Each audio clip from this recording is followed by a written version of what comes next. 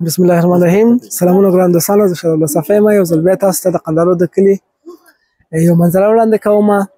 او په دې منظره کې ما سره ملګری عطاالله صافی دی راسره.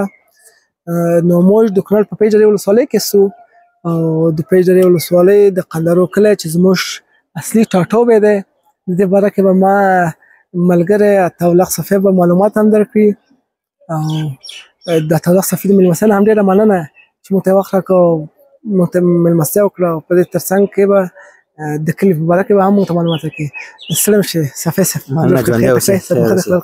ستاسو د راتګ نه موږ ډېر خوشحاله یو چې تاسو راغلي یاست دلته قندهار کلي ته، او د منظرې نه هم خوند اخیستی وي. ژوندی اوسئ. په دې وکړي چې موږ سره قید شوي یاست تاسو، کور د آباد مېلمانو ته زیات خیر اوسئ. والله دا ملک ښایسته ملک دی، ښکلی طبیعت دی، پاکه هوا ده، او بالکل اساسو مېلمستیا او د کونړ خلکو مېلمستیا واقعا چې ده دا ډېره په زړه پورې ده. ډېر ښه شوی دی ماشاءالله. مېلمانه به چې راغلل په دې تشویش کې به چې والله شاید موږ چې د شپې څوک راشي یم شی وکړي. د خدای خاطر اوس امنیتي وضعیت هم برابر شوی دی.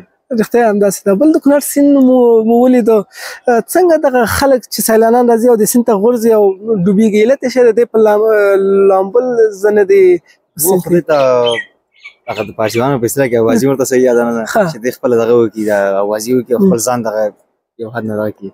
او بله خبره دا ده چې دوی خو دې ته هر څه داسې ناشنا ښکاري چې دا یو حوض دی، ضبط کول ودانګه یو څه شی به وشي، خو ولې حالانکې دا چې دا ډېر یو خطرناک سیند دی چې څوک ویوړله همداسې وړي به ځان سره رسوي نه پرېږدي، چې په حوصله د ده رانیول هم ډېره سخته ده بیا. ډېره مننه. ستاسو پاند سیلانیانو ته ستاسو مشوره څه ده چې کله کونړ له ښکلي طبیعت څخه لیدنه کوي او راځي، دوی باید څه کار وکړي؟